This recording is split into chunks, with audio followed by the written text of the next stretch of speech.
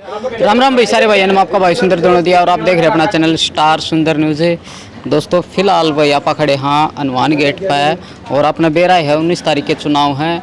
और भाई जो कैंडिडेट हैं उम्मीदवार हैं गली गली जाके मतलब वोट मांगने लाग रहे हैं। तो एक उम्मीदवार है डॉक्टर शालिनी, तो इस गली में आई हुई थी, तो बुझ जाएंगे किस मुद्दे लेके आज जो इलेक्शन में आई हैं। तो बात कराएंगे मैडम से। आ जाओ। नमस्कार। नमस्ते सर। ठीक हो जी? हाँ जी बिल्कुल ठीक, थैंक यू।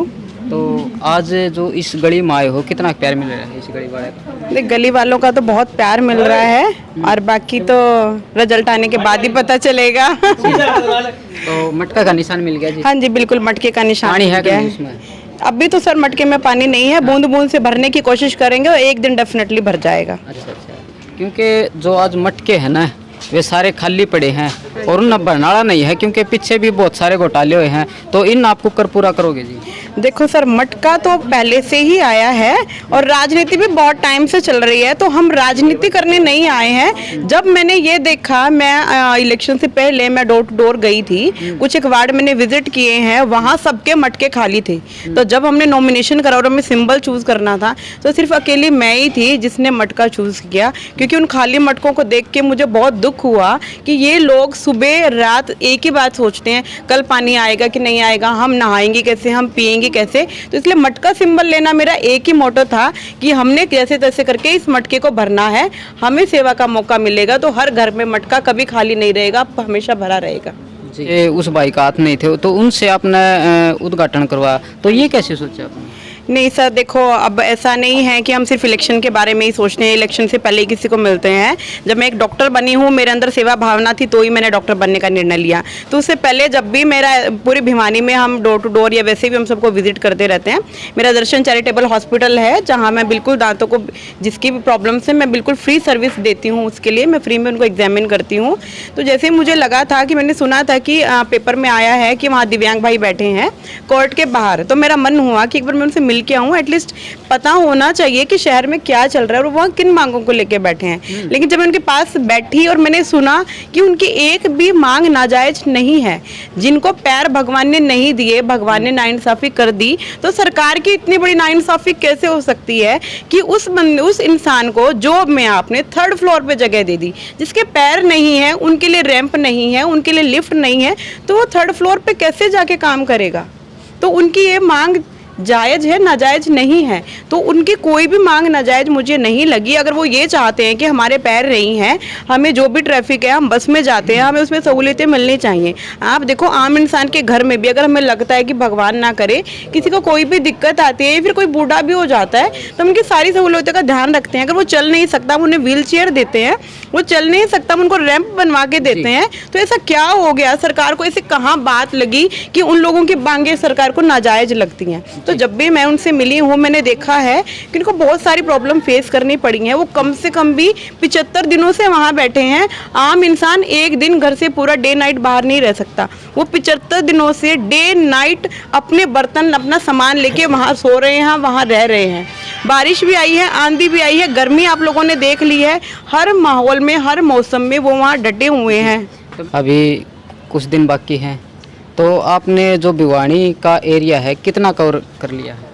नहीं, भिवानी डोर टू डोर तो देखो मैं अगर अपने मुंह से बोलूँ, मैंने हाफ भी कवर नहीं किया है, बट जहाँ से मुझे लगता है कि हाँ मैंने वो एरिया कवर करे हैं जहाँ गरीब लोग बसते हैं, जहाँ समस्याएं ज़्यादा हैं। ऐसा नहीं है कि हम अमीरों के घर गए हैं, जिनके पास समस्याएं नहीं हैं वो वोट को वैल्यू नहीं देते हैं, बट जिनके पास सच में समस्याएं हैं, जो गरीब लोग हैं, जो लाचार है, जिनके पास रोजी रोटी के प्रबंध नहीं है, समस्याएं उनके पास हैं, रोड उनके खराब हैं, पानी उनके घर नहीं आता है। तो मेरा पहला मकसद रहेगा कि मैं उन लोगों के घर पहुँचूँ जिनको सच में समस्याएं हैं जी।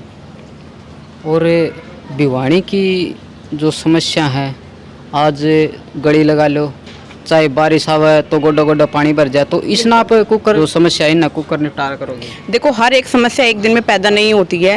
राजनीति में लोग सेवा करने की भावना से नहीं आ रहे हैं राजनीति में, वो सिर्फ एक राजनीति करना चाहते हैं, वोट लो और एसी में बैठ जाओ। अगर उनको ये प्रोटोकॉल, ये सारी चीज़ें पहले करनी होती तो हर कोई कर सकता है। ऐसा नहीं है कि मैं करूँगी, वो सब लोग जो भी पार्षद बने हैं, चेयरमैन बने हैं, सब कर सकते हैं, ठीक है। लेकिन ऐसा कुछ भी बीच में ऐसी चीज़ें आई थी, डिस्प्यूट्स हुए थे, भ्रष्टाचार हुआ है कि आप किसी भी वजह से कह सकते हो कि पार्षद चेयरमैन का बिक रहे हैं, पैसे फेंक रहे हैं, मुझे नहीं है इन चीज़ों में ज़्यादा वो। लेकिन आप ये देखो कि अगर आपस में ही उनका कनेक्शन चलता रहता है तो आम जनता के बारे में कोई नहीं सोच रहा है। तो ये बहुत अच्छी एक यूँ कहते शुरुआत है कि डायरेक्ट आम जनता चेयरमैन से मिल सकती है। अगर आप कहते हो कि हमारा एमसी काम नहीं कर रहा है, लेकिन एमसी चेयरमैन को अप्रोच नहीं कर पा रहा था, तो अगर आम जनता ये शिकायत करेगी कि हम एमसी तक नहीं अप्रोच कर रहे हैं, तो आम जनता डायरेक्ट टू डायरेक्ट चेयरमैन को भी अप्रोच कर सकती है।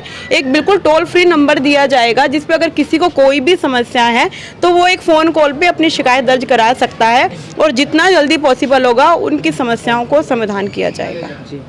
तो मैम वो कौन से काम होंगे जो आप मान लो जीत जाओ हो तो उसके बाद आप पहला काम कौन सा करोगे? देखो, सबसे पहला काम जो पिछले काफ़ी टाइम से सुन रही थी, जिसके चलते मैंने भी मन बनाया कि मुझे चेयरपर्सन के लिए फॉर्म भरने चाहिए, वो है भ्रष्टाचार।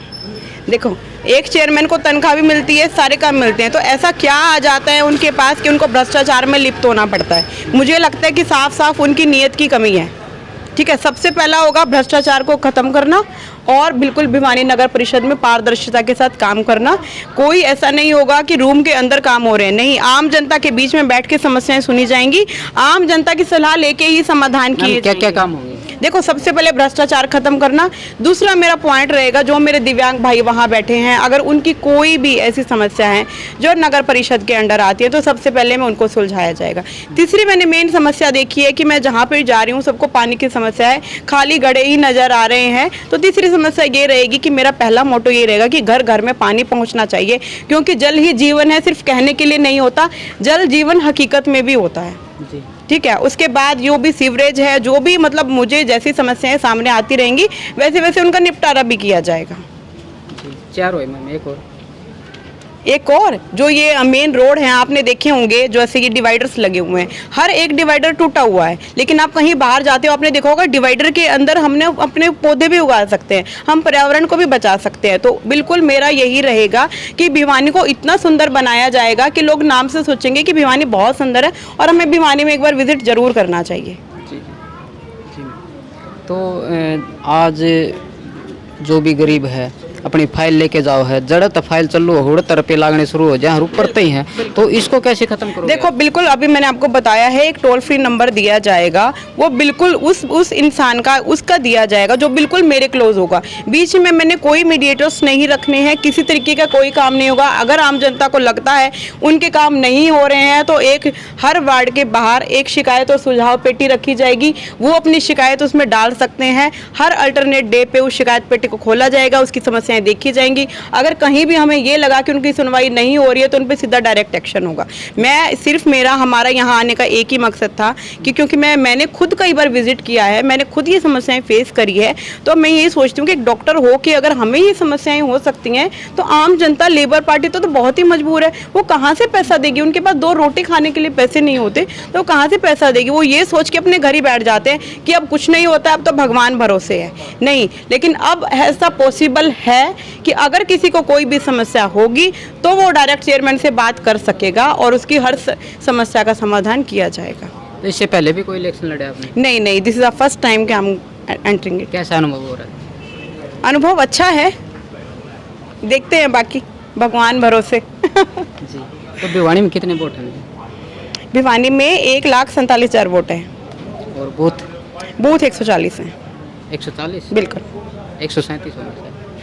हाँ, 137 मतलब इतना ही है, 139, 140 समथिंग। बहुत बहुत धन्यवाद, थैंक यू वेरी मच।